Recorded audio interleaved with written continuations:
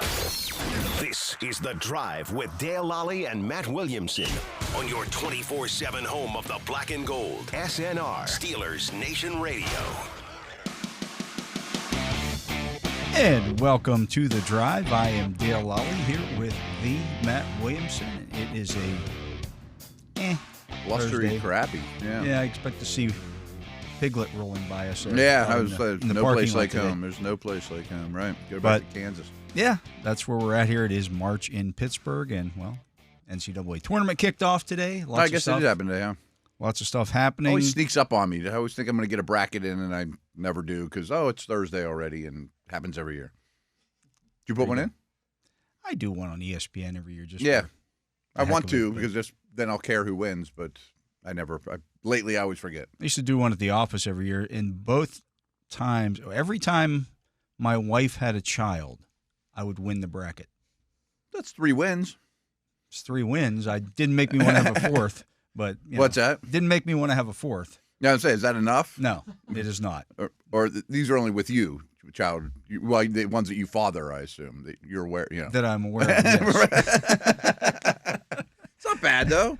It's a pretty good stretch. Win's a win. Win's a win. I think Good mojo in the Lolley house, maybe. 2 of the times I picked UConn to win, it was happened to be years that UConn won.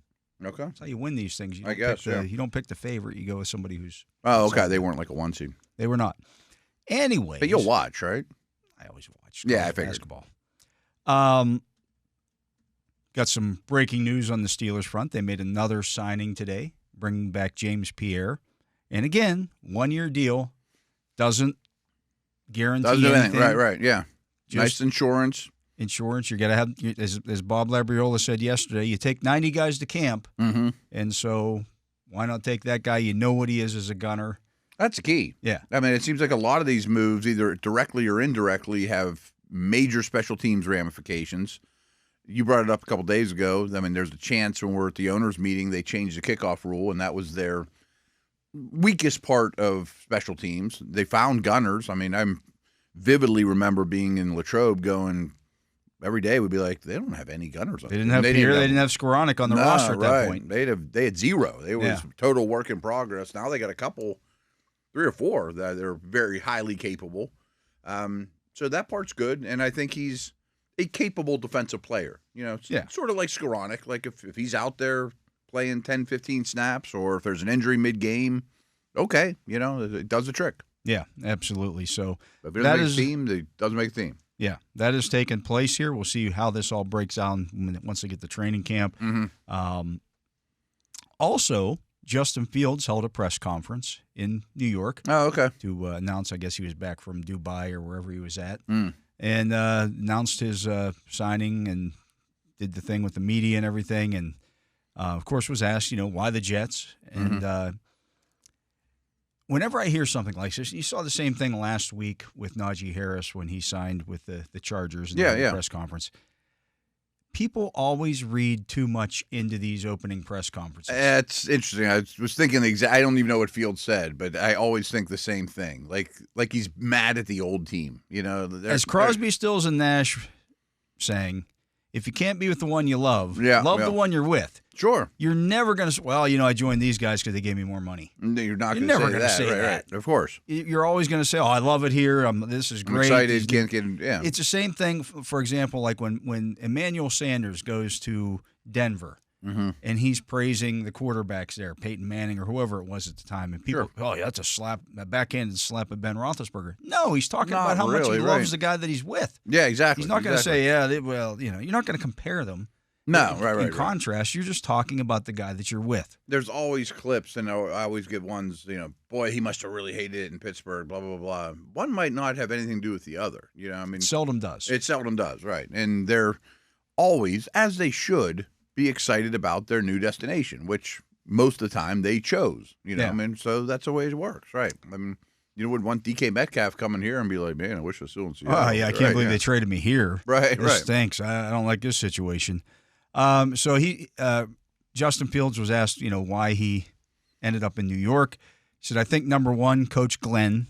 I played against him early in my career. I know how passionate he is about the game, the way he coaches, the way his players play. So I think that was the biggest thing for me. And just the opportunity for the fans, of course, the city, when you win here, there's no better place to win. Those reasons are ultimately why I ended up here. Yeah, and that's great. There's also no worse place to lose, but that's, again, you can look at that two different ways. But no, it does sound like Glenn is going to be an excellent recruiter. I'm rooting for him. I love his style of coaching. I thought he was a really good defensive coordinator with the Lions. Glad he got a shot. And I could see especially young players wanting to play for him. You know, I mean, it attaches well to the young, players coach type of feel to him. He wasn't that long ago there, and Glenn was a player. And I think, but boy, you look at like a mock draft, or you do a mock draft for them, there's so many needs on that team. I mean, a tight end, another tackle, another receiver, another D lineman, more secondary help, a corner to replace Reed. And I think it could be a long year in New York. And they could take another quarterback. They could. I mean, you see mock drafts all the time. Oh, at 7, there's Shedeur Sanders. Well, they just take him. Might just take him, right. And I think, honestly, for me, it comes down to, I think at the end of the day, that's why Fields didn't come back to Pittsburgh, because they wouldn't guarantee him that they weren't going to take a quarterback in the next 2 years. Sure. And we're bringing competition for him. And I don't know how you couldn't unless he was awesome. I mean, if he was so good that – and he doesn't even get the opportunity to show you that before this draft. I mean, obviously, you know who he is, and you're excited about him. You assigned him. But if it's even debatable, I don't even care what they did at quarterback. If it was Darnold or Fields or somebody that could have been your long-term answer, there's a real good chance that either a 2025 or 26 draft is going to have a top 3-round quarterback. Yeah. I don't know how you could not guarantee that. Yeah, you can't guarantee anything. It's the same thing, when the Steelers signed Mitch Trubisky. They didn't know they were going to take Kenny Pickett. They were picking 20th in the draft. They didn't know if he was going to be available. Sure. Somebody else could have taken him, but he was, and they took him. That doesn't mean that they lied to Mitch Trubisky or anything of the sort. They just no. That's the nature of the business. Yeah, that's the way it goes. Nor was Mitch Trubisky, as somebody on the comments section. They signed Mitch Trubisky to be their franchise quarterback. No, they didn't. No, they didn't. That term gets thrown around a little too much too. They signed him to be their bridge quarterback. Yeah, there's a difference. Well, the next contract could be your franchise if he'd be awesome. Yeah, just like Fields with New York. I mean, if he lives up to all his potential, he could be a really good player, and I hope he does. Then he'll be the franchise quarterback. He's not that now. He's an experiment. Realistically, bridge, there are like 6 franchise quarterbacks in the NFL. Right. That's realistically. Every other team in the league is going, well, he's the best we got. We're going to stick with him. And that doesn't mean they're terrible. Or they're players, on a cheap guy, or they're it's the Tuas and Purdy's and those type of guys. I mean, they franchise quarterbacks. They're that franchise's quarterback, but that's not the same thing. They wouldn't be a franchise quarterback for everybody. Patrick Mahomes would be a franchise quarterback for everybody. Lamar Jackson, Josh Allen. Right. Those guys are franchise quarterbacks. Yeah. And you're hoping to find one. They don't grow on trees, right? Yeah. And the contracts tell you that. I mean, you signed Trubisky. You don't sign him to be. That was nice backup money. Yeah, right. And I just don't know that the Steelers were willing to go. $20 million a year is not nice backup money. No, right.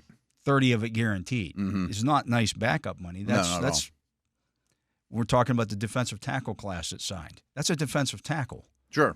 A good starting, the high-end starting defensive tackle. Like, that's what that is. But I get it from the Jets' perspective, too. I mean, they had nobody. They have nobody. I mean, it's They'd not be the Tyrod Giants Taylor right now sitting there with Tommy Bag of Donuts. Yeah. And Tyrod Taylor can kind of be a mentor to Fields, and they'll go with it this year. I don't think they'll draft one high this year, but I think there's a really good chance a year from now they're in that market. Yeah. It feels anything derogatory to say about Pittsburgh or anything, right? No, but people always want to read into it. It's the same thing when people were talking, because Najee Harris said that, the facilities here are, they're not like this everywhere in the league. People took that as a backhanded slap at the Steelers. Well, I would hope that the Chargers facility, which opened a year ago, right, in L.A., would be nicer than that of the Steelers facility, which is 25 years old. Yeah, and I'm sure it is, but that's not a reason to sign, or it's not why you sign somewhere. You sign because opportunity and money. Or, man, I couldn't stand it in Pittsburgh because the facility wasn't nice enough for me. I mean, that's the small potatoes in the whole scheme of things. I commented. Some people were asking me about that because the Steelers facility didn't grade well in the overall, whatever. First of all, I have my doubts. They say that 50 players in every locker room fill out those results. Okay. I have a hard time believing that. I have a hard time believing it, too. Same with, like, the top 100 players and stuff like that for NFL Network. And I wonder how many people actually fill it out and care. Yeah, right. Or give it to their wife or give it, whatever. But secondly, the facilities that the Steelers are in now, UPMC Rooney Sports Complex, compared to what the facilities were when the Steelers were at Three Rivers Stadium. Oh, I can imagine. They had like 5 offices in there, a hallway. To practice, they could practice on the turf at the facility if the Pirates weren't playing. Or they could walk across the street. When I say across the street, I'm talking 3 blocks across the street, across the highway to where the parking lot sits, cat-a-corner to the stadium. It's now paved. It's a parking lot. At that time, it was just a 50-yard grass field, 50 yards. And that's where they could practice on grass. And you'd see the guys Sounds funny now. You're right. Walking across there with their pads and, in their cleats and uniform. Yeah. Past the old Kaufman building to go practice over there. I mean, they had no bubble. When they wanted to practice indoors in the wintertime, they had to go to Duquesne, which had a bubble. Okay. Like, and the Steelers of the 70s had it even worse. Oh, absolutely. Didn't affect their winning. No, it didn't affect their winning at all. Their weight room wasn't as big as the room we're in now. For the whole team. And they had to share it with the visiting baseball team that was coming in. I didn't realize that. That's awesome. Like, this is what they dealt with. I mean, your experience, you were in both buildings almost every day back then compared to now. Mine were a little different because my first year at Pitt was Heinz Field at the time was going up. So we played our first game of the year was the first games in Heinz Field. And the facility was just a little bit older than that. So the staff I was joining, I think had only been there at most a year in that building. So it was brand new, just like the Charger one now. Was state of the art. And trust me, everyone on the Pitt side thought it was the Taj Mahal. I mean, compared to whatever they were at. 25 years in the sports business is an eternity. Is an eternity, yeah. And our friends next door at the Steelers, isn't this great? I mean, so but does it need a facelift? Sure. Things grow. Right. Staff grows. I mean, you think back to where we were at in 2000, the internet was a brand new thing. Oh, yeah. Like that was, and there was no thought of, hey, we're going to do radio. We're going to do all the stuff that that happens now. There was no TV studio. There was no Steelers.com. Right. It wasn't even a thing. Right. It just, things grow. Yeah. And rosters have grown. And the desires of the players have grown. And here's the thing with that too. So players' expectations because of what has happened in college football. Oh yeah, have changed. And I mean, from what I understand, even like my Pitt experience, that was an awesome recruiting tool, especially at the Steelers store. But I bet so many teams have passed that up facility-wise. Oh, times 1,000. Right. But the players come in now. What do you mean I have to get my own acupuncturist? What do you mean? So if I'm a CPA and I want to take online classes to make myself a better CPA, I don't expect my employer to necessarily pay for that. No, I go and do it on my own. Yeah. Or if I'm a whatever, if I want to take a writing course right now, I wouldn't go to somebody, my bosses and say, hey, can you pay for this writing course for me? No, I would pay for it on my own. Yeah. This is the situation with players. You're professionals. You got to do what you feel is necessary to make yourself better. Oh, in sure. the off season. I wouldn't expect the team to do that necessarily. No. It's nice if they do. It's nice if they offer that stuff, but it's not like, oh man, this team doesn't offer this or this team doesn't offer that. Like, right. What's we gonna put birthing rooms in the stadium and stuff? The bells and whistles are all nice, but at the end of the day, they don't affect the on-field product. No. At all. No, I don't think so either. Nor do I think it keeps free agents from coming or people leave because they don't have whatever at that facility. And I'm sure Mr. Rooney would tell you yeah, we wish we had more room. We'd add more stuff, or should we put another level on, or should we consider another location? I mean, it's been 25 years. It's a long time to be in there. But whenever it's year one of the renovations or the new one, we're going to be like, wow, this is one of the nice facilities in the league. Yeah. I think that got into, when people saw Hard Knocks. The Ravens one's pretty impressive. And you saw the Ravens facility down there, which, again, is a much newer facility out in the middle in the country somewhere. Right. It's not in the city. Brick and looks pretty, right.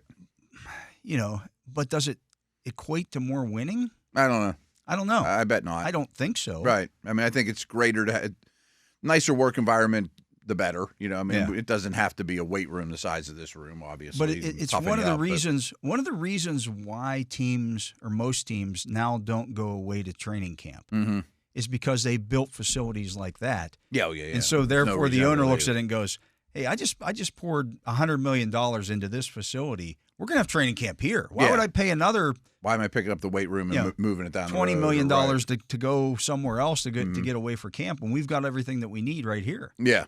And I think a lot is lost. You take something away from the fans in that regard. For sure. Like even when I was with the Browns, there were fans there, but it was sparingly, and I think it was only certain times. You could only let so many in. Like, think if they tried to have fans at the facility now, at the practice facility. Well, there's nowhere to park. There's no parking, there's nowhere for them to stand. There's nowhere for them to stand. No, not at all. I mean, and I definitely think that there's something to be said from a team environment. I do think that's a competitive advantage is going away. I think it's a huge advantage. I think it's a huge advantage. Yeah. Even like Dallas, I'm sure whatever their facilities is great, they still go away. You know what I mean? 2 places. They go to California every year, and they have like 2 weeks in Texas and 2 in California just because. And then I do think there's value to that. There's no question. But to get back to the initial point here, don't read too much into anything a player says when they go to the new team. They're always going to talk glowingly about the new team. And the flip side's true for me, too. I don't pay much attention to the Steelers' new guys' entry stuff. I mean, I got to write about it, but I'm not going to get over the moon. Oh, he really wants to be here. No kidding. I mean, no one's going to ask them super hard questions about their old place because they didn't study them like they did the Steelers. They're excited to be here. We played the DK Metcalf interview back on here. Half the questions were about his engagement. What are we doing? Right. It's just it's football fluff. Yeah, it is, and rarely does somebody say something of note about the old team. I hated it there. Right, or to take away from it, or I don't know. Yeah, but it doesn't move automatically though. There's always that reaction. Well, look what he said about this guy, or look what he's. A lot of everyone just assumes, like you said, the backhanded compliment. Boy, these facilities are really nice. Yeah, they're awesome. They're great. It's a brand new building. I'm sure they're awesome. In L.A. They built it. They share a football field. How's Le'Veon going to? How's Najee going to feel about that when he realizes they're the number 2 tenant? In their own stadium. Yeah. Like, it's a little different. And it wasn't like he was exactly slumming it here every day at the office too. No. The office is pretty nice, folks. If you've been through it, or the position rooms, or all that stuff too, and. There happens to be 6 trophies laying there when you sit there. You're going to walk by them every right? day. Yeah. Chargers have none. Yes. Anyways, let's get to a break. He is the Matt Williamson. I am Dale Lolley. You're listening to The Drive here on the Steelers Audio Network. Matt and I will be back with more right after this. And we are back. I am Dale Lolley. He is the Matt Williamson. And Matt, as we did yesterday a little bit with the quarterbacks, I wanted to go through the running back position today a little bit and talk about a little bit more in depth about this group. Yeah. Which is arguably maybe the deepest group in this good. draft. It's really, really good. And I think we mentioned it yesterday. A lot of these mocks are starting to have Jackson Dart going 21 or earlier. I've heard a lot of people saying Shuck's not going to get out of the top 40. But I'm hearing the same thing with running back, too. That, hey, don't be surprised if Hampton's long gone in the top 20. Henderson could sneak in the first round. I don't know what to believe. I mean, there's still only 32 picks in the first round. Right, but these guys are good football players. If those guys though. Go that high, that means somebody else is following. Right. That And a lot of people seem to be dumping receivers out of the first round. Yeah. You know? I don't love the receiver class. And I think there's that's some what guys the that case is. I like, and I like the middle round guys. Mm-hmm. You know, the Jalen Noels and the the Utah State kid and guys like that. But the running backs, they seem pretty safe. Yeah. Yeah, they're good football players. The only thing grades on them. There aren't many of these guys that I look at and say, yeah, he's ready to step in and be productive as a pass blocker. Oh, it's a bad group of pass blockers. Yeah. Travion Henderson is good. Henderson's very good. Even though he's smaller. He's smaller. It's even a Genty problem. You know what I mean? Yeah. Part of it's because when they're on the field, never they have throw to them do the ball. it. Yeah, you know, right. You get the ball. I want them in a route, or at least taking a linebacker with them, or I'm going to dump them the ball, or that's one time we can save their bodies. If we when beat did you them ever up. get to see Caleb Johnson pass block? Right. They never throw the ball. Yeah, that's very true. But it's not a good group of pass blocking backs across the board. And that's not unusual, but it's actually what made Jalen Warren so unusual his rookie year. Like he was, Well, he was good at it. Yeah. I mean, everyone raved about Zeke coming out at this point, coming to Ohio State. And he was great every step of the way and still is. And maybe that's still why he was in the league, because good chance. Yeah, I mean, not because he's a great runner anymore. Not anymore, right. But on third downs, you can dump the ball to him, and he is like having an extra offensive lineman. It goes a long way. But that's, again, not uncommon. Whoever the Steelers end up drafting, and I know that they will draft one. Yeah. Probably in minicamp won't look good. Backs on backers won't look good. Preseason will look a little better. Yeah. And by week 1 or 2, you hope he's got it, It makes me wonder about the style of back or the backs that they take. Because you have Warren, and there's this feeling out there that Warren is a small running back when he is not. He's not, right. Now, he's not as big as Najee Harris. No, but Najee's one of the biggest backs in the league. Najee's one of the biggest backs in the league. He's 240 pounds, for God's sake. Super long arms and the different body type, taller, right. Jalen Warren is 215 pounds. Yeah. I think anything over 210 I consider pretty much a bigger back. 220, you're definitely, I mean, it's not the 80s anymore. Right. 215 is a good size back. And I understand he's 5'9", but he's 5'9", 215. Think about that. Yeah. Now, I think it's worth questioning what percentage of the touches can he handle or are you comfortable with? I mean, he's never been 80% type guy, and they're definitely going to draft another. But we've gone back and forth on this. I mean, we went 6 months or so thinking it's going to be someone bigger than Warren. And then they start bringing in Sampson. They bring in Kenneth Gainwell. They bring Dylan Sampson from Tennessee, and it's like, And it starts to add up, too. It's like, well, if I have these two downfield receivers and I can get people out of the box and I have one less tackler, Travion Henderson's going to take it 25 yards where Najee would take it 7. And, I mean, like, where are we going to get our explosives? Well, maybe on the ground. Yeah. Dylan Sampson. Probably not going to have a running quarterback at this point. I mean, maybe, Fields would have provided more explosive runs. Well, now I'm changing tune. But December inevitably rolls around, and it was sure nice having the bus, right? Yeah. With a lead, or in Cleveland or Baltimore or New England or whatever, But even a guy like a Joe Mixon's, like a 220-pound running back. Mm-hmm. He's kind of the best of both worlds. Yeah, that's like you get the speed and you get the the size. Yeah, and there's some of those in this. Yeah, I mean, Judkins. Right. Yeah. So, I mean, I look at this and, I understand when people say, well, you got to take the running back in the first round. That's the guaranteed thing. And I am not of the crowd that says you never take a running back in the first round. If he's a great talent, you take him in the first round if that's what you need. Hampton, I would consider. I'm assuming Genty's gone. Yeah. Hampton, I would consider. None of the other ones I would. And I like Henderson. I like Judkins. And I realize that if you sit at 21 and you sit at your third round pick, you're not going to get those guys. But they won't be in my top 21. Yeah. But Hampton will. Yeah. And, there's some other guys later in this draft that, may be available at 83 or, in the 120s that you look at. And, Damian Martinez from Miami is He's one of my faves. Yeah. Not much of a pass catcher. Some Jordan Howard comparisons. You got two pass-catching backs. You do. And if you're going to go big, he runs with a lot of attitude. He's really hard to tackle. I think he's a better zone runner, which is what they're probably looking for. I think he'd fit in very well. And he's a fourth rounder. Yeah. He's also 230 pounds and, still that was the thing to me about the running backs at the combine. Mm-hmm. The 40 times that they put up were ridiculous. Best ever. Like if Yeah, the it was average, the best It ever. was the best ever. Yeah, if you average it out, it was the best ever in running back history. Now, he ran a 4.51. Which is fine for him. Yeah. It's great, actually. Now, he was trimmed down to 217 pounds. Yeah, I don't think he plays like a 225, yeah. Yeah. I don't think he's running away from defenses. But 4.51 is moving. Yeah. For a big back like that, yeah. For a guy with some moves and can run people over. Mm-hmm. Caleb Johnson ran a 4.57, and people were looking at him this year in this draft like he's the slow guy. Mm-hmm.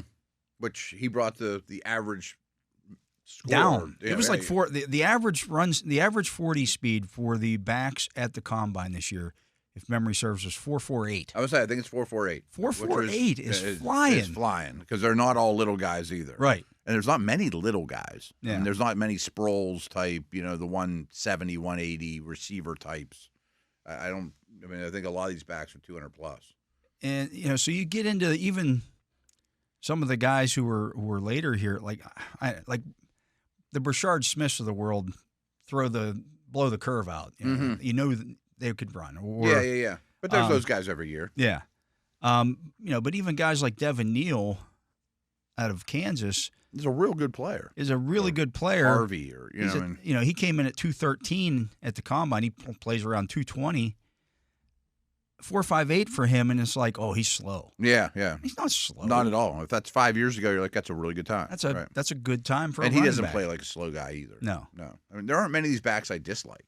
No, I think they all have. They will all contribute in some way, mm-hmm. and I think we've gotten caught up in you got to have a bell cow kind of guy. The Steelers haven't really, mm-hmm. in the truest sense of the word, had a bell cow since Najee Harris's rookie year. I say since Lev, but you're right. It's really Najee's his rookie year. Yeah, he got 390 touches that season. Mm-hmm. But since then, they've always split it up. Yeah. When Mike Tomlin has had a second back capable of contributing, they did so. Mm-hmm. When he had Le'Veon Bell, right? Yeah, when he had Le'Veon Bell, right. we've talked about this, at length. Well, Lev was your best third down back. Mm-hmm. He was your best short yardage back. He was your best, pass protection back. 1st and 10, 3rd and 1, 3rd and 16. That's the beauty of that guy. Yeah, right. And you never want to take him off the field. And people got into this, well, Cow or Tomlin's just going to run the wheels off of him. Yeah. No. If he has a second back capable of contributing, he's going to put that guy. He's going to make use of that guy, which is what he's done the last couple of years with Jaylen Warren. I don't have my laptop with me, but are you looking at a draft list of backs? Yeah. Let's just go buzz through the names, just because I know some people in mock drafts they come up, but we don't always take them. There aren't many that I would turn my nose up at. Obviously Genty's number one. Genty, Henderson, Dylan Sampson, Amarian Hampton, Quinshawn Judkins, Bashaw Tootin, I should say. 3 or 4 of those guys you just mentioned, Tootin, Henderson, Sampson, these are highly explosive, take it to the house type, too. Yeah. There's a lot of those in this draft. Caleb Johnson, Damian Martinez, Cam Scatabo, Jordan James, Ollie Gordon. James didn't test well, but his tape's still pretty impressive. You might get him a round cheaper than you thought, Trevor Etienne, Woody Marks out of USC, Jarquez Hunter out of Auburn, Jaden Blue out of Texas. Another fast, explosive, right. Devin Neal out of Kansas, Montrell Johnson out of Florida, Raheem Sanders out of South Carolina, Brashard Smith out of SMU. I think all these guys are getting picked. Kyle McGonigal out of Rutgers, Kalel Mullins out of Michigan, R.J. Harvey out of UCF, LaQuint Allen out of Syracuse, D.J. Giddens out of K-State, Taj Brooks out of Texas Tech. And some of those guys you mentioned recently aren't bottom of the list, nobody throwaway guys. Giddens and Harvey and Neal. Last year they're third round. Yeah, last year they're third round picks or maybe a second. Right. But this year is so deep that I don't know how many teams are in the market, but there's not that much of a shortage. Dallas, I think the Bears, the Broncos have it as a primary need. I don't know how many teams would use an early round pick on a back, but it is such a good class that they're going to be sitting up here on your vertical board and your horizontal board going, well, teams run the ball more. Yeah, put it this way. 1, 2, 3, 4, 5, 6, 7, 8, 9, 10, 11, 12, 13, 14, 15, 16, 17, 18, 19, 20. 20 backs on Lance's Airlines list on NFL.com have a 6.0 grade or better. Okay. Which means they're draftable. Yeah. Easily a starter or potential starter down the road. Probably active game one, or day one, touching the ball in week one. And that doesn't even include guys that I like DJ Giddens. Yeah, he's not even in that top 20. He's not even in that group. Or Taj Brooks. These are good football players. Yeah, and I could see. I know he goes back and redoes things after the combine. He tries to get all the names in that are at the combine. I could see Giddens going in the third round. Yeah, I mean, big, strong, fast, really explosive. Great highlight tape, can catch a football. It is a really good group, and it's almost a shame if you don't get one. Yeah, and names you even mentioned. I mean, we've talked about this before. I might spend a couple extra bucks on an undrafted free agent at this position. How long's Warren going to be around? Gainwell's on a 1-year deal, right? I mean, the guy might not factor in this year, but one of those names that doesn't play for you much this season, you might be real happy he's in camp a year from now. Give him a ton of preseason carries. I'm not giving Warren any preseason carries. And that's the thing about the position. And I understand when people say, well, you can find running backs anywhere. Because every year in training camp or the preseason, somebody's third or fourth string running back goes out and looks good in the preseason. No, they look great, right? Because they're running against. Yeah, and they have a lot to prove. And it's a position that adapts pretty quickly. I was just sitting there thinking that, I don't want to use a lot of Warren up in the preseason. No, I know exactly who ball he at all. is. Yeah. If you use a high pick on a Judkins, I probably don't want him getting too beat up, but I want him getting some touches. You probably know what Gainwell is at this point. Whoever RB4 is probably leads the team in preseason rushing. Now, just knowing how Mike Tomlin does it, it probably would be if they drafted one, it would be the rookie just to get him up to speed and let him pass block and in-game protection stuff. That kind of stuff. But, it's a really deep position, and I understand, Genty and Hampton are really good. Yeah, they are. Oh, they're great, yeah. But there's some other guys. It's the 2017 draft all over again for me, and, And we'll look back on it and probably be like 6 of them went to a Pro Bowl at some point. Right. If you look at the drafthistory.com, that 2017 draft, let me call it That's up the here. Connor one, right? It's crazy. Yeah. It's some of those guys are still going strong. Kamara and McCaffrey. Right. Some of them are still getting, So you had Leonard Fournette, 4th overall. Which looks bad, but he was a pretty darn good player coming out of LSU. Yeah, and he was a big reason why the Jaguars were good that year. Yeah, he just didn't last super long and was never a great receiver. Christian McCaffrey went 8th. That's not bad. Dalvin Cook went 41st. He's going to be on Hall of Fame ballots. Yeah. Joe Mixon went 48th and would have gone higher if not for some off-field stuff. And, boy, I thought he was shot when he went to Houston, and I was wrong. He was good this past year. Alvin Kamara went 67. He probably is going to the Hall of Fame. Kareem Hunt went 86. Had a good career, checkered off the field, but right. Deontay Foreman went 89th. I mean, that's not even a He's bad still pick. In the league. Right. It's not a bad pick. James Conner went 105th. He's playing as well as ever, which is insane. Samaje Perine went 114. He's a perfect guy that reinvents himself as a protection, those type of dudes. Tariq Cohen went 119. Now, see, even Cohen had a 5-year stint there where he was a force. You really didn't get a miss until the 11th running back taken, Joe Williams, to the 49ers out of Utah. No, I remember that. Okay, they were stood on the table, couldn't believe he was 121. There. Yeah. Then you had at 132, the Eagles took Donnell Pumphrey. That didn't work out. Mm-hmm. Jamal Williams went at 134. Aaron Jones went after him. Aaron Jones, that's why I haven't gotten to him yet. Right. They doubled down. Wayne Gallman went at 140 to the Giants. Marlon Mack went to the Colts at 143. He was pretty good for a while. Brian Hill went to the Falcons at 156. Jeremy McNichols, who's still in the league, at 162 to the Buccaneers. Give him credit for still being in the league. T.J. Logan at 179 to the Cardinals. That's the 18th back taken. Wow. Aaron Jones, the 19th back taken at 182. What's he, the 3rd, 4th, 5th best of the group? Yeah, he's a late 5th round pick. Elijah McGuire at 188 to the Jets. Alex Armah to the 192 to the Panthers. D'Angelo Henderson to the Broncos at 203. Sam Rogers at 206. to the Rams. The Bengals took Brandon Wilson at 207. Devontae Mays to the Packers. They took 3 running backs that year. He was the third one. Marquez Williams, Khalfani Muhammad, Elijah Hood, Chris Carson, and Matthew Days. Chris Carson had a really good career. Right? 30 running backs taken in that draft, and probably about 20 of them you would consider hits or more. 4 or 5 of them are going to be on Hall of Fame ballots. Yeah. 1 or 2 are going to get in. This draft is comparable Green Bay to that. took 3 of them. Yeah. In my eyes. You could see, I don't know if you're going to see one of them picked at 4 and one of them at 8. No.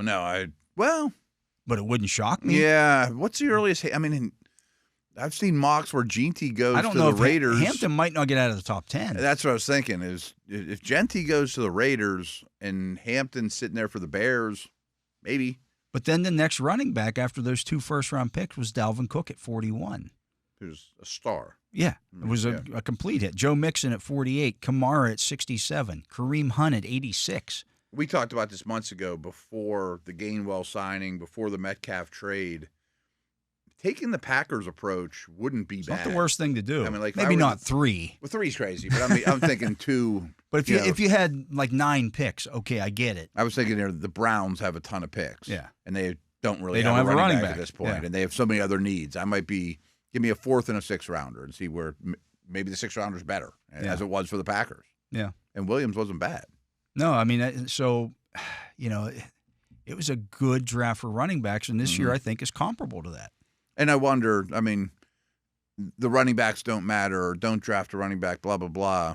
I don't think many of those teams are unhappy about it, including Fournette, the first one overall. No. I mean, he was good for the Jags. A good running back who played a long, a good long time, 6, 7 years, 8 years in the league.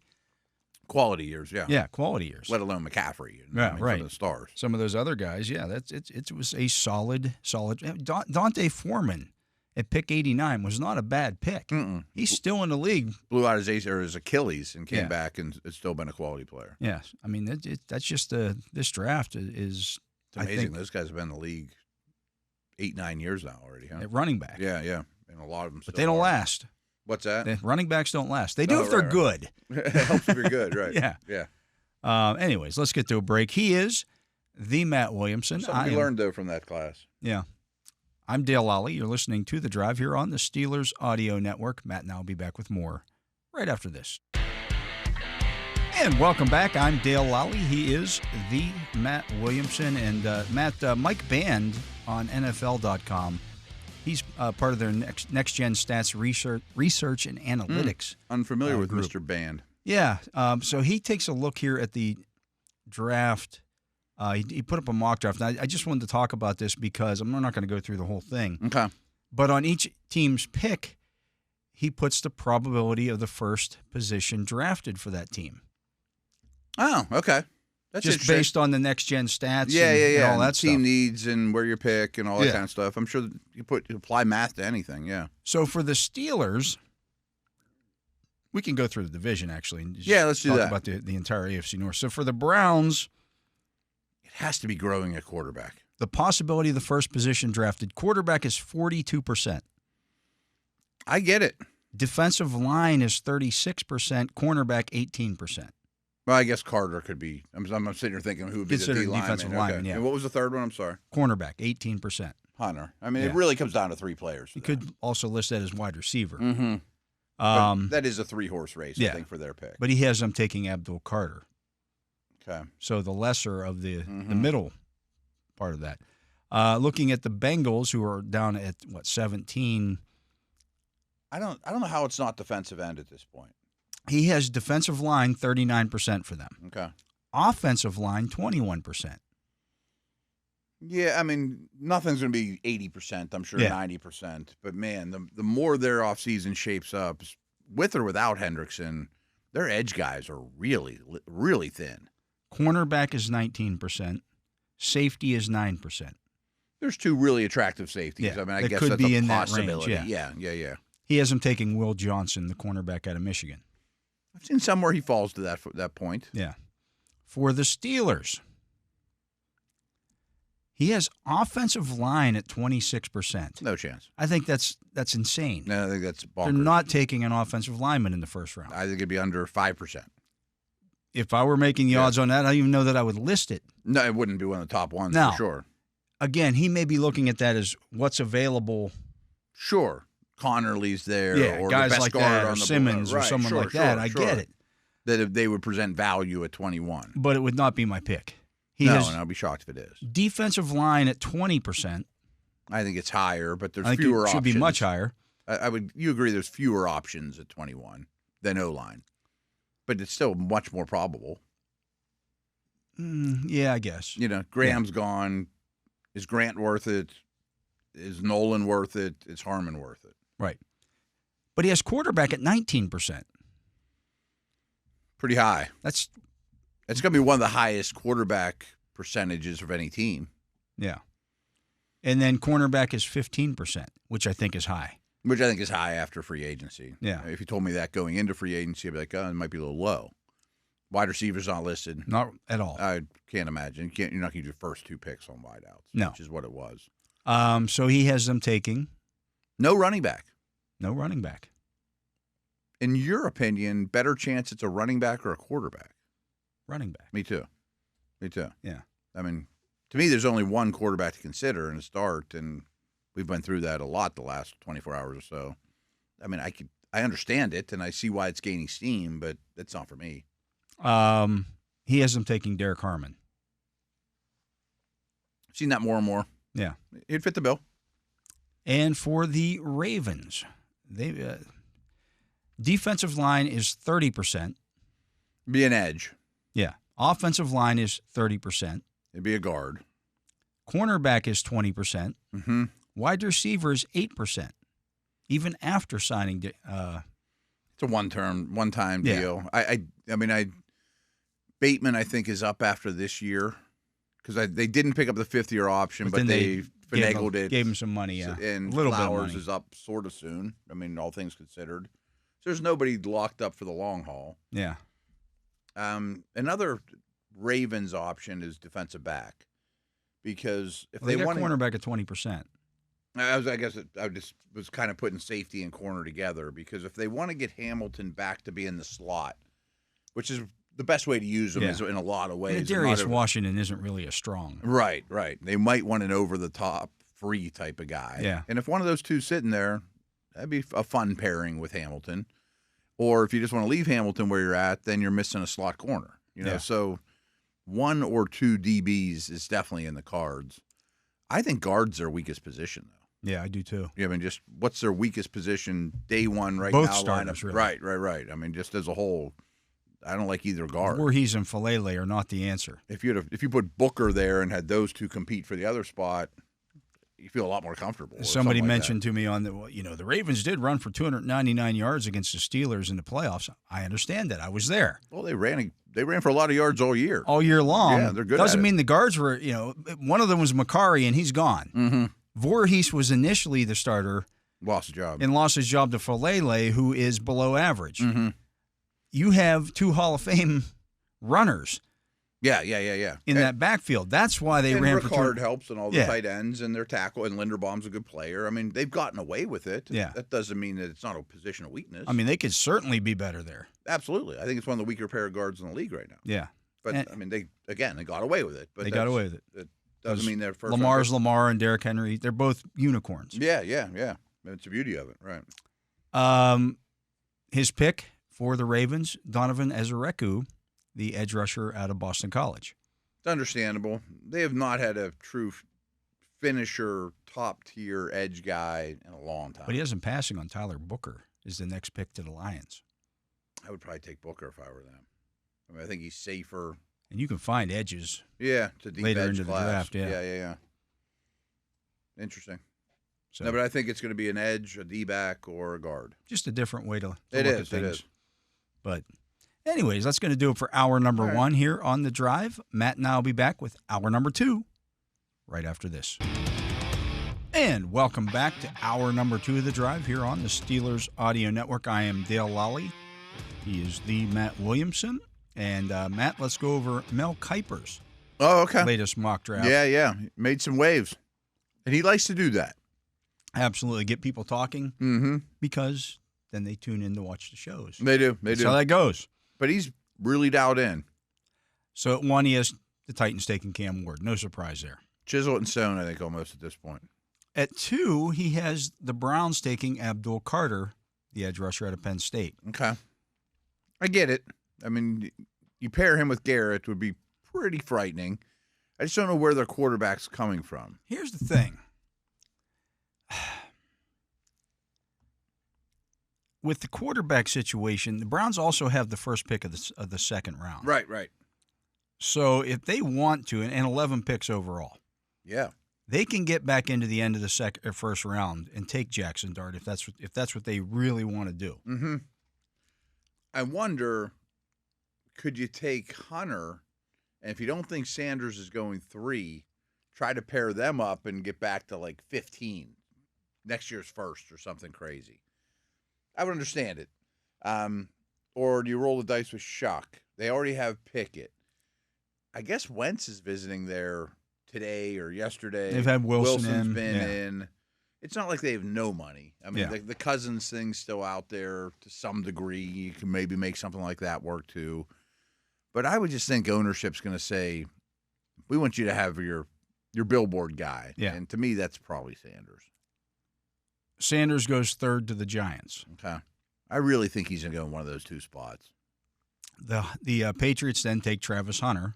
And wouldn't they love Sanders to go in the top 3? Yeah. Because then you're either open for business with a great player or you just take the great player. Yeah. And for them, I'd say you're playing receiver first. The Jaguars take Mason Graham, defensive tackle out of Michigan. Fills a need.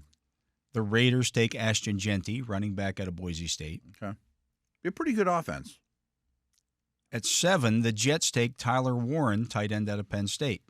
I can see that too. They could go a lot of directions. They could take, in this case, the top tackle. Membo would be hard to pass on in that case for me. If they love like McMillan, that seems too early, but I would go Warren over McMillan if I'm doing a pass catcher. At 8, the Panthers take Jalen Walker, linebacker out of Georgia. Getting pretty chalky. At 9, the Saints take Jackson Dart, quarterback out of Ole Miss. Which is the blows your doors off pick. We talked about DJs a couple days ago when he went 21st to the Steelers. This is obviously noticeably earlier. And I know that they restructured Carr's contract, and this is Steeler related. I think after the draft, you could get Carr off the Saints because post June 1st, he could get moved pretty easily and is like an $83 million cap hit if he's around next year. He's only going to be there one more year. But they could just start that process now. It would be smart. Yeah. But what's insane about this organization, the last time the Saints took a first-round quarterback, Archie Manning. Not Arch. Yeah.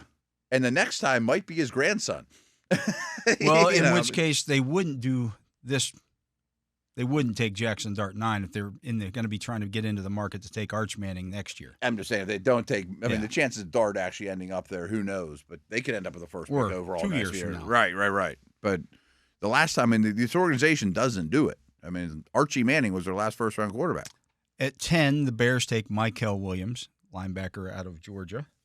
Okay. Yeah, their D-line could still use some help. They're edge guys. At 11, the 49ers take Armel Membo.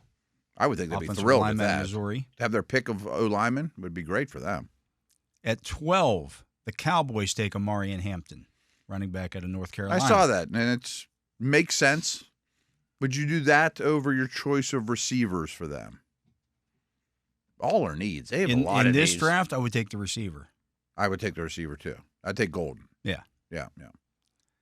13, the Dolphins take Will Campbell, offensive lineman out of LSU. Okay. I was listening to something this morning, and I didn't realize how bad their defensive tackle room is right now. I mean, it's like who I was listening to said I'm on our lad's depth chart, and there's no one on the second line of the defensive tackles. Like, they don't have any under contract. Yeah. And the guys they have are just dudes. At 14, the Colts take Colston Loveland, tight end out of Michigan. He's a really good prospect. That'd be good for the Steelers to see 2 tight ends go. Yeah. 15, the Falcons take Mike Green, the edge out of Marshall. Sure. I mean, every year. Once again. Yeah, right. Falcons should take an edge. Yeah, right. At 16, the Cardinals take Will Johnson, cornerback from Michigan. Could he fall that far? I guess it's possible. But, I mean, that's the first true corner off the board. It's pretty late for that to happen. Yeah. Well, we saw first offensive lineman go at 11. Yeah. It's a weird draft. The Bengals at 17 take Shamar Stewart, defensive lineman out of Texas A&M. Fits their mold of big-bodied, long edge rushers. And not super productive. At 18, the Seahawks take Nick Emuwari, safety out of South Carolina. I think I read Mel's write-up on it saying he could be their Hamilton, you know, which makes sense, but the offense is so decimated right now. But they do have 5 picks in the first 3 rounds.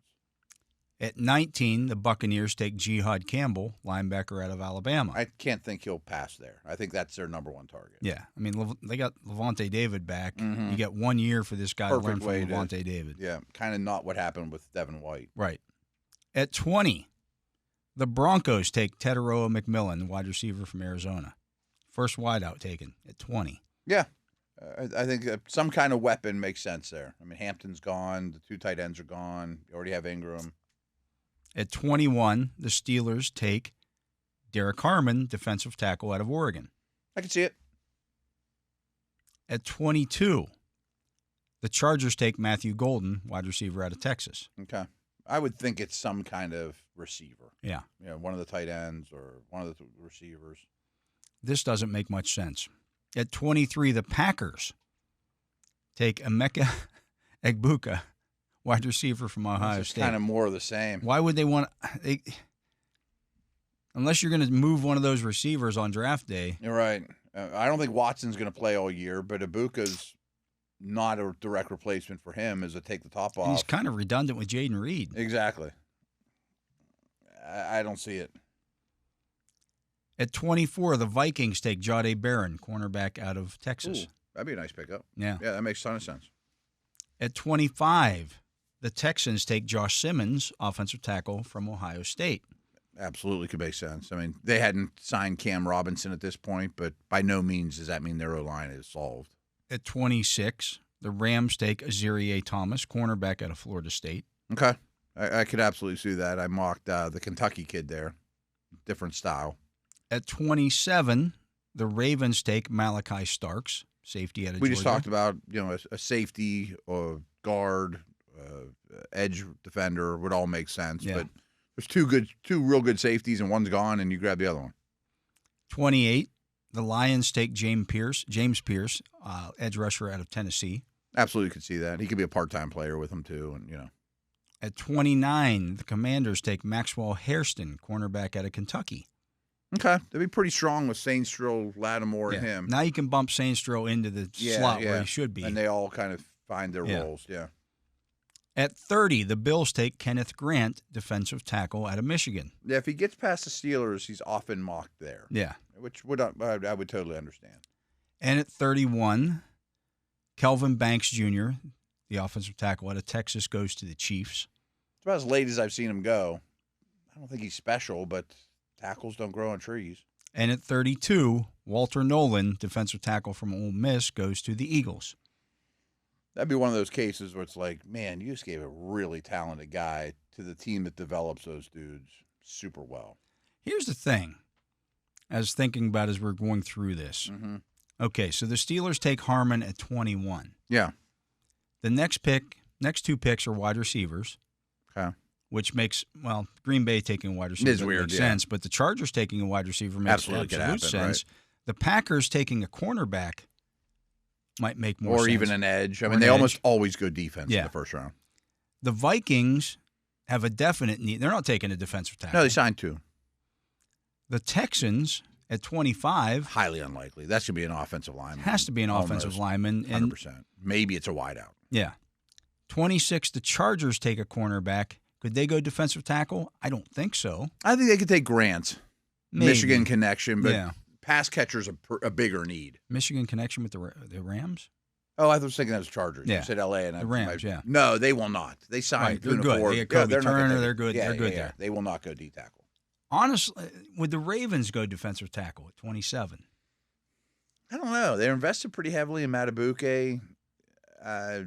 The other younger Pierce guys retired, but they got Jones. Jones, who's fine. Yeah. I mean, they could always go best available if that's who it is, but I still think the other three positions make more sense for them. I see where you're going with it. I look at that area from 22 to 20. The Bills. Let's say 27, 28. Between the Steelers and the Bills, who else is taking the defensive tackle? If somebody wants to move up to come get Josh Simmons, for example. Or Connerly. Or one of those offensive. Kelvin Banks. Makes sense. Yeah, Banks. It makes sense, too. I can move back a few spots and still get one of those three defensive tackles. Especially if the top 20 goes similar to that, where Grant, Harmon, Nolan are untouched. Are all there at 21. I'm really open for business then. Yeah. Because I'd be happy with any, and you probably get one at 30, let alone 27. You're probably real safe to go to 27 or less. And you maybe not get a second in return, but you're getting something. If I get an early third or a third, that I can, again, maybe package with a pick from next year to move up into the second round to get my running back. Mm-hmm. Yeah. Or whatever, if there's somebody there that I have, like, I got to get that guy, the second defensive lineman. I'm going to get two. Okay, well, I'm going to get two here. Just getting any quality day 2 pick would be really nice. Yeah. You know, just to recoup that, because you got Metcalf. Right. Yeah. Like that would be a bonus prize. I move back a little bit. I still get one of the guys that I like there, one of those three defensive tackles, and I get the pick back that I traded to Seattle. Could 21 in my 5th rounder get me 27 in their 2nd rounder? Maybe. You know what I mean? Or next year's 4th. I don't even know you're giving up a 5th. Like, yeah. Just give me, whatever. If I got to do that, if I got to do that to get into the second, maybe I'll do it for a 3 straight up, just to make sure that I get 2 bites out of the apple there. Again, what I've done then is traded. To move up I traded my 2nd round pick for DK Metcalf and a 3rd. Okay. Right. That sounds pretty good. Yeah. And you still get your guy. And you still get your guy. You still get the defensive line help that you want to get, and you regain that mid round. The key is day 2 pick. All 3 of them not going in the top 20, which I don't think's crazy. We just went through that. I didn't think any of those Bengals used to be a bad landing spot, but I think that's much more edge now. Has to be. Has to be. With Hubbard retiring and yeah. I mean, who's the surprise team? The spot. The Niners are really light at D tackle. Is that a little early for those guys? Probably. The only one I could see there. They're not hurting for other needs either. The only one I could see going high, that high, would be Grant. Yeah, someone might love Grant. Yeah. I could see that too. Sets up pretty well. Yeah. I mean, back to a segment or two ago, the math nerd from NFL.com probably has D-line way too low in terms of percentage chance of a first-round pick. I would put it over 50%. I would too. Yeah. I would too. And they've set themselves up to do it. This draft sets up well to do that as well. Yeah. Just because of how things are going to fall up top. I mean, even if you trade down or if you just stick and pick, there's almost guaranteed to be one of those 3 if you stick and pick. And I'll be honest with you, we did our defensive tackle rankings on Steelers.com. I didn't have Mason Graham number 1. I'm very unimpressed as great prospects go. He's small with short arms, and he's not very athletic. His tape's good. Yeah, I mean, he's a good football player. Yeah. I mean, don't get me wrong, but to be the 5th pick in the draft or a consensus it would not surprise me if that's not the case.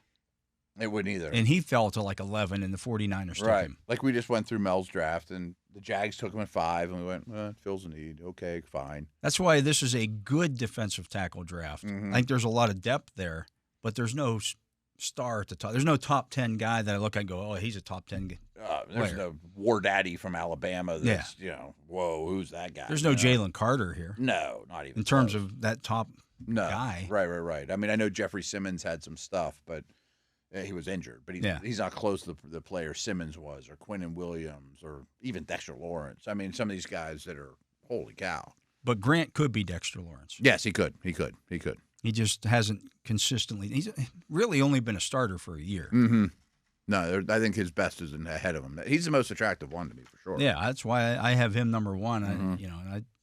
I think Nolan could be too. I had Nolan I can't remember. I think you had Nolan too. I had Nolan too. I didn't have the guts to move Graham all the way down to 3, but I thought about it. Like you did, yeah. I watched the tape and it's like, he's good. He's and then real you start, good. then you start looking at the measurables and stuff. Though Yeah. It's like, what's so great about him? 295 pounds with short arms and a very average athlete.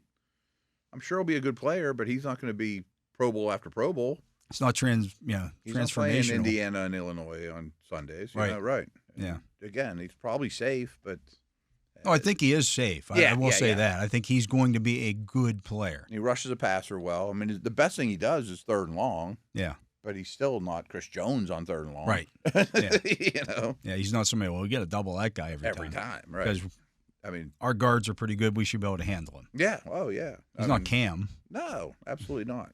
No, he worries me as a high investment pick. Yeah. I'm sure he'll be okay, but he's not going to be a home run. Yeah, I'm with you on that. But anyways, that was Mel Kiper's. I don't know what number that is for him. That's like 2. I think it's second. That's his second one. There'll be more coming out here. Mm-hmm. But that was his second mock draft, his second try at it here on The ESPN. Jackson Dart stuff's obviously interesting. They're here. He and DJ are both hearing this somewhere. And it doesn't surprise me. It doesn't either. It's how this thing works. He even in the pre-combine stuff, he was a top 50-ish guy. Mm-hmm. And in this draft, quarterbacks are going to get pushed up 10, 15 spots. Yeah. I can't see 21. I definitely can't see 9. I sent you Todd McShay's today, and he did something similar. He had he had Sanders go 2.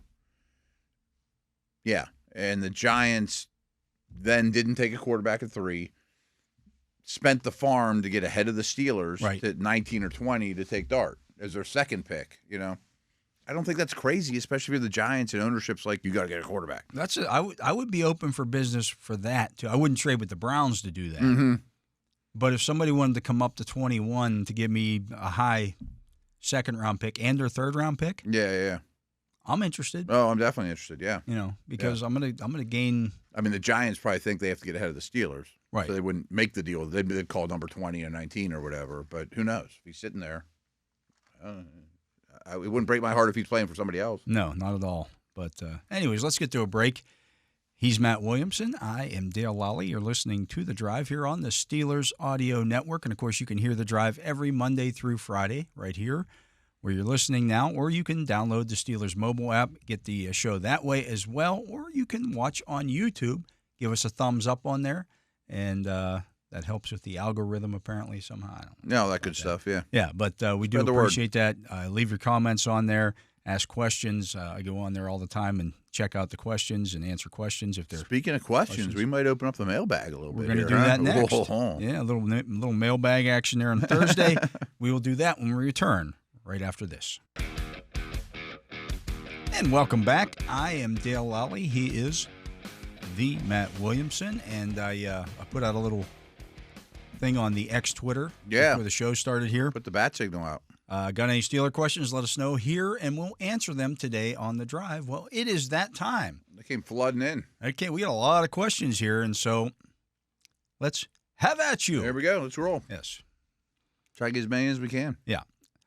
Archie Wilson says it's clear that D-line is a key need, and that one that most people mock in round 1. That being said, who are some of the more realistic names at other positions you would take over a defensive lineman? Well, this goes back to our top 21 question. Which I need to redo at some point soon. We will, too. yeah, without question.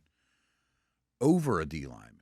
Yeah, so anyone listen to the last segment, let's say Harmon, Nolan, Grant. Who are you taking before those guys that's realistic?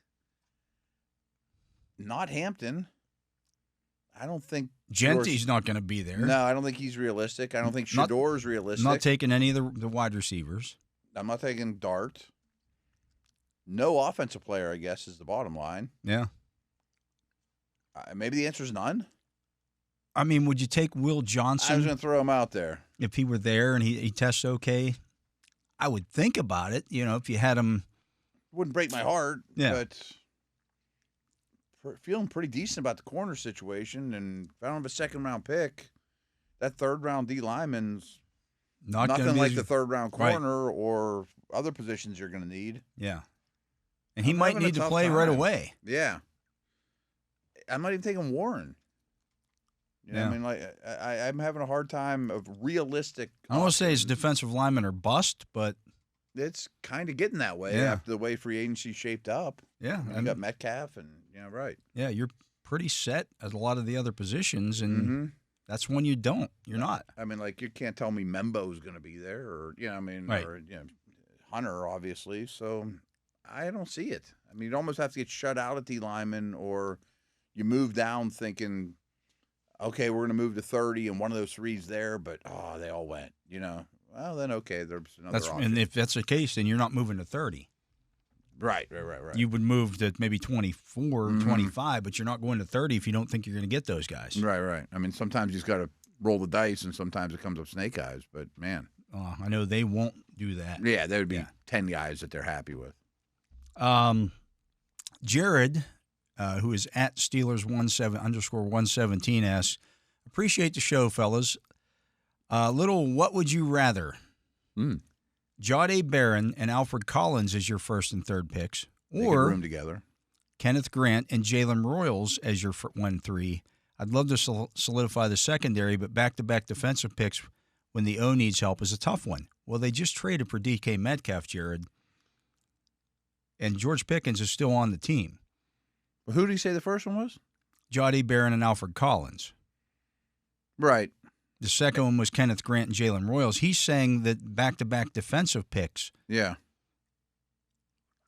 I would probably take the Texas, too. If I'm taking an offensive player in the third round, it's a running back. Yeah, it's a running back, right. Now, I don't think drafting a receiver's off the table. No, I don't either. With your second selection, I think it's off the table. Yeah, because you used your second pick, your second round pick, to acquire a wide receiver who's your number one. And I don't think Barron's a need, but boy, it'd be nice. It'd be nice to add. You talk about really making a secondary pretty awesome. Yeah. And as we just talked up Grant to no end, but Collins would do the trick. Collins is good. And they kind of look the same when they walk in the door, and there's a lot of beef, and your D-line would be real happy to see the one. I don't know that Collins lasts till pick 83. I don't know. That's the problem with that particular. I think the receiver's the fly in the ointment there, though. Yeah. So give me the Texas 2-0. You're going to do the Texas two-step. Yeah. Yeah. Terminator, well, Terma, and then the N is capitalized, who is Nathaniel Clark 8, asks, what happened to all the talk about trading for Trevor Lawrence? It was a good idea a few weeks ago. What happened?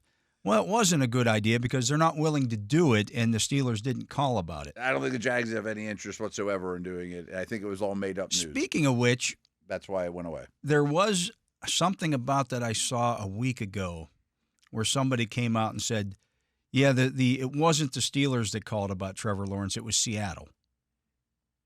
Okay. Well, they had intentions of moving their quarterback, and anyone could call. Anybody can call about anybody, yeah. I don't think Jacksonville has any desire to move. They're not moving. I mean, he has, by the way, a no trade clause in his contract. And when it was rumored to happen, they didn't have a GM. Right. Other than that, it was a perfectly good rumor. Yeah, it's a great story, yeah. But that's why it went away, because it was dumb and didn't happen. It didn't. It was made up. Derek Manton, who is at Debo_228, asks, what round do you think Tyler Shuck will go? Early second. I think he goes somewhere in the second. I don't know about early, but somewhere. I think he'll be fourth quarterback off the board. There'll be four teams. Let's say Ward's gone. I mean, Ward goes one. Yeah. So the Titans are done. I would think Giants and Browns. Who's the fourth team? If it's not the Steelers. That's the question I was going to ask. Yeah. Like, who was that team that's going to take a second-round quarterback? The Rams? I'm thinking like the Rams, the Raiders. Someone with an old established, but we have job security. I'm sure there's Jets. Early second round, Jets. There's probably others. I mean, there's not a shortage of teams that could use them.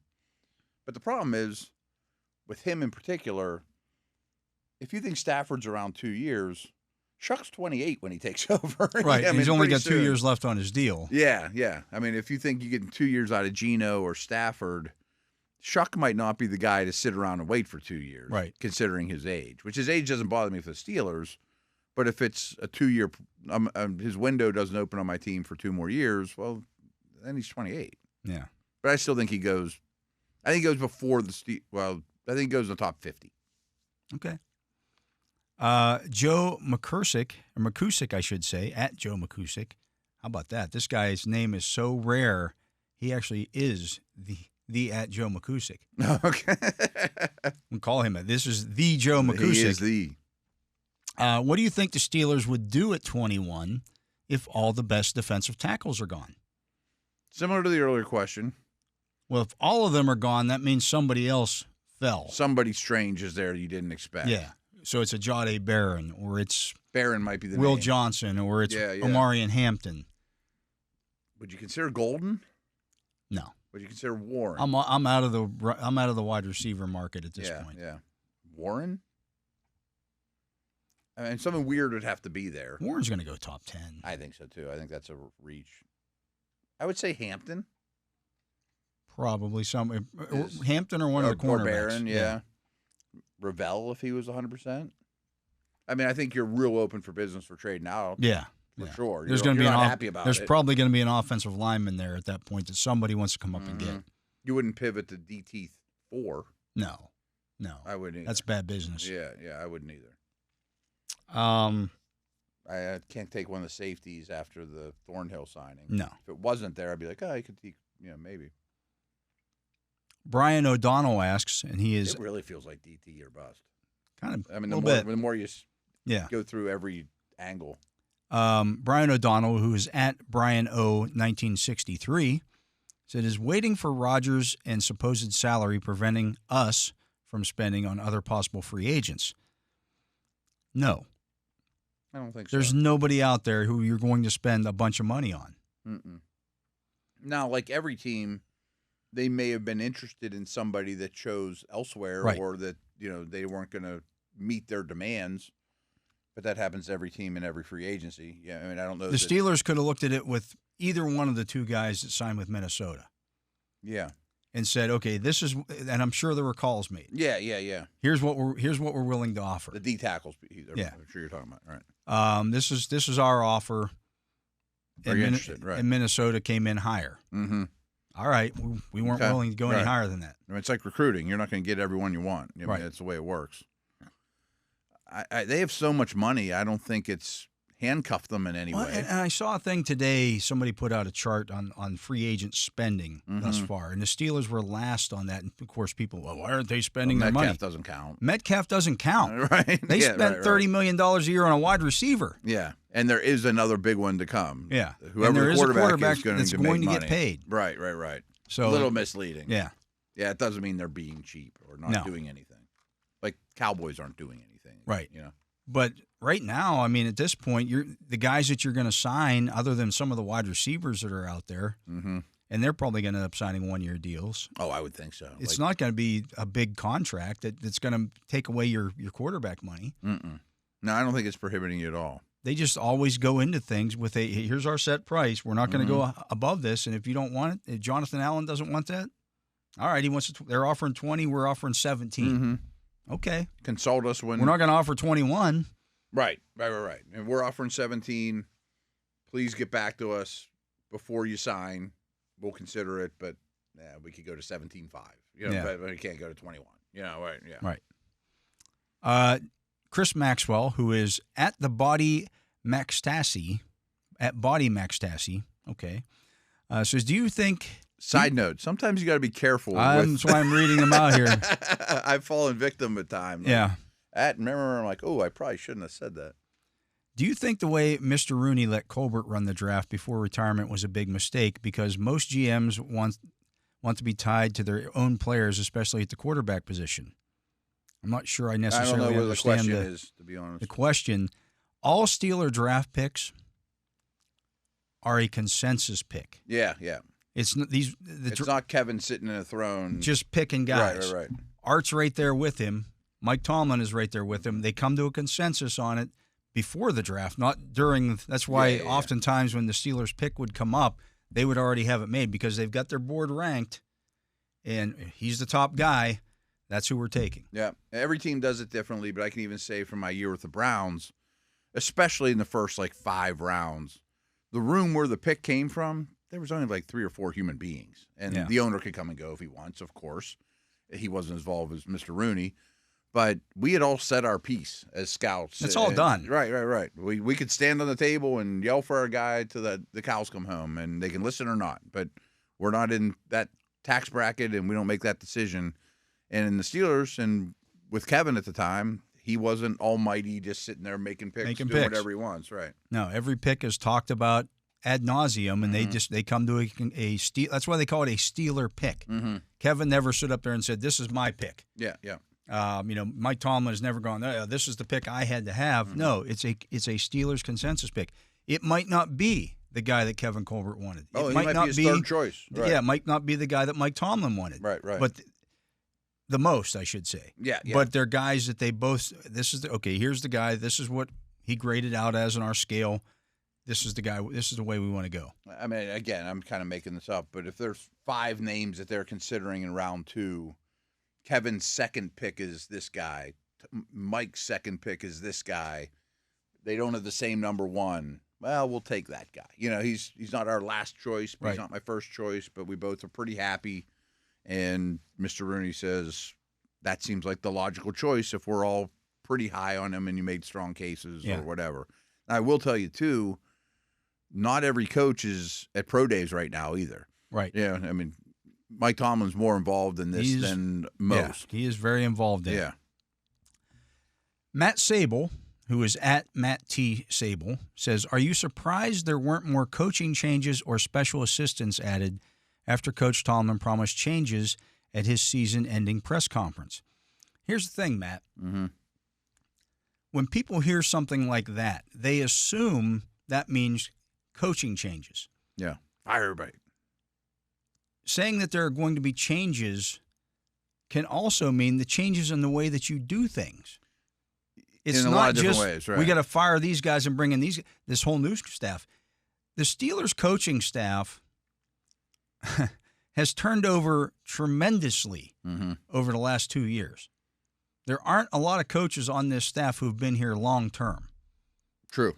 It's been there's a bunch. They had a bunch of new guys come in last year. Yeah, not Dick Hoke here for 50 years. No, you're right. Danny Smith is your longest tenured guy. He's been here since 2012 or 20 something like that. So it's not a situation. What are you going to fire Arthur Smith after 1 year? Mm-hmm. No. Arthur brought in a bunch of his own guys with him. Sure. The receivers coach and a new quarterbacks coach, and so there is a lot of newness on the staff already. Mm-hmm. But you can look at how you do things. You can look when Mike Tomlin talks about changes, or we're going to do things differently, or you're going to see. It could be as simple as how he runs training camp, how the off-season program is run. That's the angle I was going to take, and I was going to look at it more of game day prep. Everyone has a job. The second the final whistle ends, you meet with your position group or whatever you do, you get your shower, you get on the plane. You might even start watching Ravens next week on the plane. Right. I mean, I know that happens. I mean, I'm sure it does. And certainly they get to the office the next day, just won a game in week 12, and we got to prepare for week 13. That maybe, so what, they made a linebacker coach change, right? Yeah. Maybe whatever that former linebackers coach job was on Mondays and Tuesdays, Mike Tomlin wasn't happy with.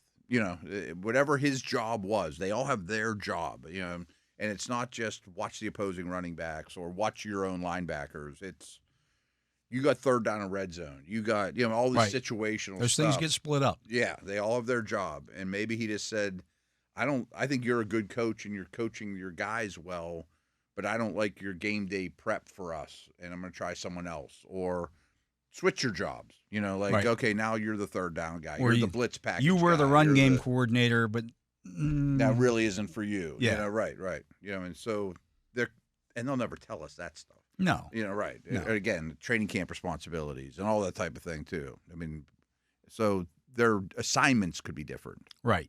So, I mean, I think there was a little change. And there was some change. Yeah. But, yeah, I think that's the bigger thing.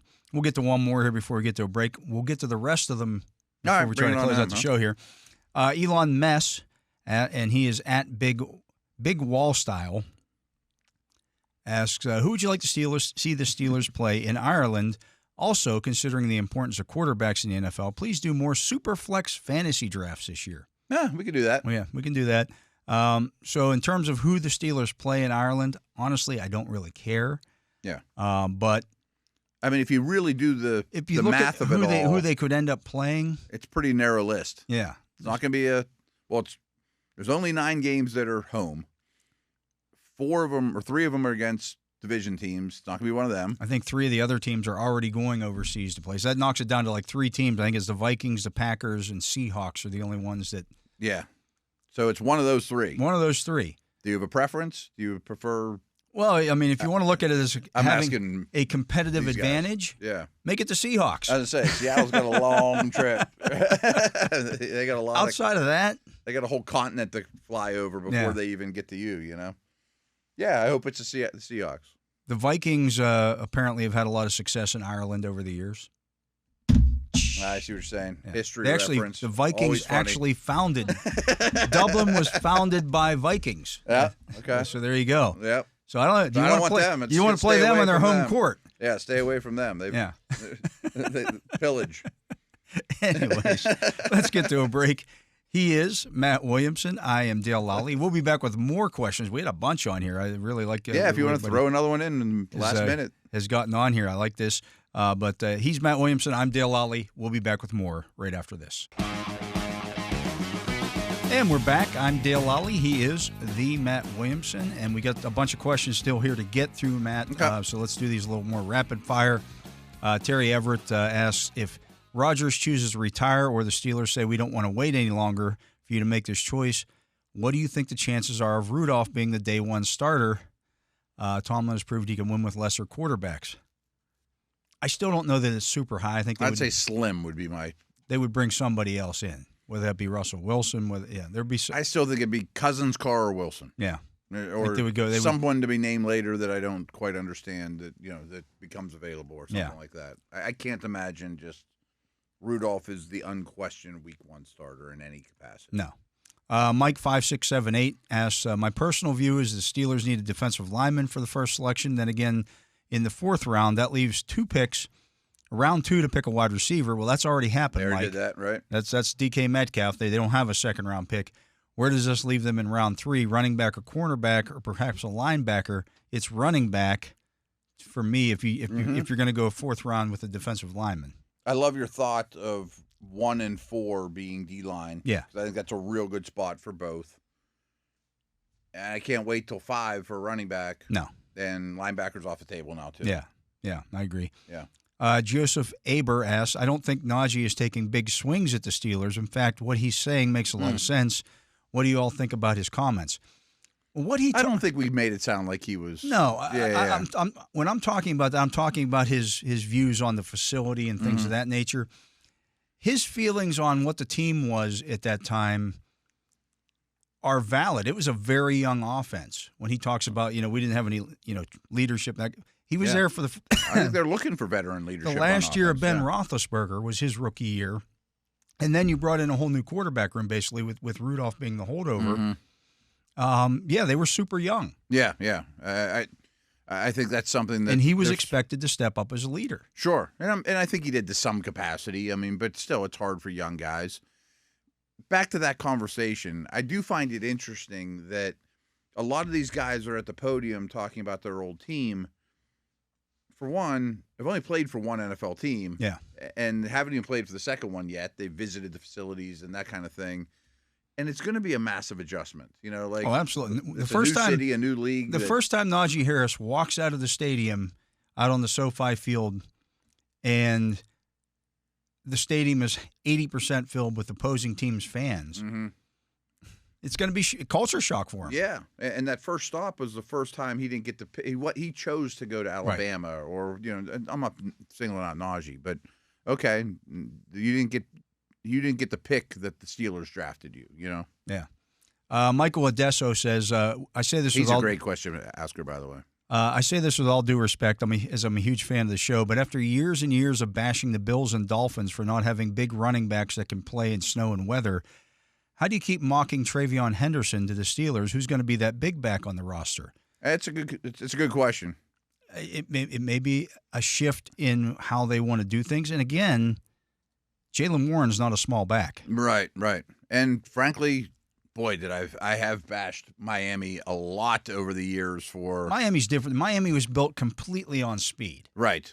And far too much. And no linemen. I mean, they don't have 2 first-round pick tackles, things like that, too. All their running backs are 4-2, 4-3 and guys. They paid no attention to their offensive line. The Bills have paid attention to their offensive line. The Bills have vastly changed how they play offense. And Cook's a 210-pound running back. Yeah, and they have Ray Davis. I mean, but they changed, not necessarily the ball carriers, although their quarterback's a big dude. But they're a real heavy 6-0 line team. And I don't know that either one of us know the answer to what kind of back the Steelers are after. Yeah. It could be Martinez, who's a banger. Right. You know. GOB asks, how did we end up in this quarterback situation? Can we risk trading down and trying to pick up a second-round pick and possibly losing out on the top line of defensive line players? Well, first of all, the quarterback situation is what it is. You knew going into this there was no franchise quarterback that was going to be available. I mean, of all the names we brought up weeks before free agency, the only one that's still not in the mix is really Fields. Yeah, I don't think Darnold was ever part of the mix. Stafford really wasn't. Right. I mean, I don't think either one of those guys were going to be Steelers at any point.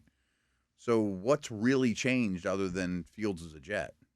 And I don't think they had all their chips in that basket. No, they did not. As for risking trading down, we just talked about that. We've talked about that a lot. We just talked about that in the opening segment there. See how it goes, but there's 3 really capable ones that if they're all sitting there at 21, ooh. Yeah, Bob in Tennessee said, no question, but this is a cool idea. Hope you do it more often. Well, thank you, Bob. We should, yeah. Marco Romero Navarro said, would you mind expanding how quarterback Rodgers would fit in Arthur Smith's offense? And in terms of team building, what else can the front office do to improve the odds of success of Rodgers as the hypothetical quarterback for the 2025 Steelers? Aaron Rodgers fits into a lot of offenses. And I think, you're going to cater to Aaron Rodgers' abilities, which is throwing over the middle more often. Maybe you run more slants. Not that they didn't run slants before, but you got to be willing to throw them. Yeah. And I do have some questions, concerns, not necessarily negative, but the Arthur Smith offense schematically and the Rodgers one schematically are different. Yeah. I mean, they would have to, and we've seen this all throughout history. Here's a little of my ideas. Here's a little of your ideas. But I definitely think you'd see way more over the middle throws, more in breakers, quick slants. Once you get the ball out quickly. Yeah. And it would go back to more of a Ben Roethlisberger type offense where you take your shots. Efficiency. Yeah. I mean, I think it'd be a lot less boom or bust. I think that, especially Wilson, but the quarterbacks of late have had a chipper and a driver, and they don't have a 5-iron where Rodgers has a great 5-iron, so I think there's more clubs in his bag, assuming he's as willing as out in as he can be, Yeah, let's try to get to these last few questions here. Seth says, on your mock episode, you frequently discuss the idea of trading back, especially after the DK trade. Obviously, it takes 2 to tango. While it's impossible to know who would trade up because we don't know who's on the board today, what organizations do you think would be good trade partners? I think we've talked a lot about that. Mm-hmm. We talked about it today with some of those teams in the mid-20s. My biggest concern is who's the player that people would want. Right, that's going to be the key. Because you might not be able to get out of 21. Thomas Hahn asks, do you think they'll draft multiple quarterbacks? I do not. No. I don't see 2 quarterbacks getting drafted. Paul asks, in a vacuum without knowing who's available on the board, would you rather have a first-round pick and no second-round pick, or B, no first-round pick and 2 second-round picks, say 50 and 55? In this draft, I'll take B. Most years, I'd probably take A. I would love to get back into the second round. Yeah. I mean, 50 and 55 is a long time to wait. I mean, you're sitting around doing nothing on day one. Paul also asked, does taking Dart, Shuck, or Milroe this year preclude you from going all in on a first-round quarterback next year? No. Nothing should. Right. I mean, if the guy's there that you think is a star, you take him. Yeah. So if you think all in, if I'm trading multiple picks to go get the guy, that might be a little bit different. There's a chance one of those guys is so promising after a year in a Steeler uniform that you don't feel like you're in the quarterback market anymore. Yeah. That's the point.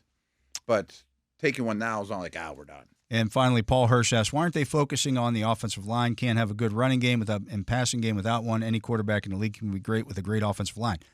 Paul, they've drafted They've gone pretty crazy. 5 offensive linemen in the last 2 years, including 3 with premium picks. Yeah. How much more focused do you want them to be on the offensive line? Yeah, I mean, it's been pretty crazy. Since Omar's taken over, that has been the focus. Absolutely. I'm a little shocked there hasn't been one free agent or one more guy. Herbig, right. Yeah, there's still time for that. Yeah. Anyways, some good questions on there. Real good. And we will have to do this again maybe next week. We'll throw it in. We'll make it a Thursday thing. But that's going to do it for our show today. So for my partner, Matt Williamson, for Justin Miller here on site running the Justin Miller hotline and the soundboard, and for Tyler Vittmeyer making sure our video gets out there on the YouTube. Check that out. Give us a thumbs up on that. I'm Dale Lolley. We thank you for listening to this edition of The Drive on the Steelers Audio Network. Steelers football happens here. The Pittsburgh Steelers Audio Network.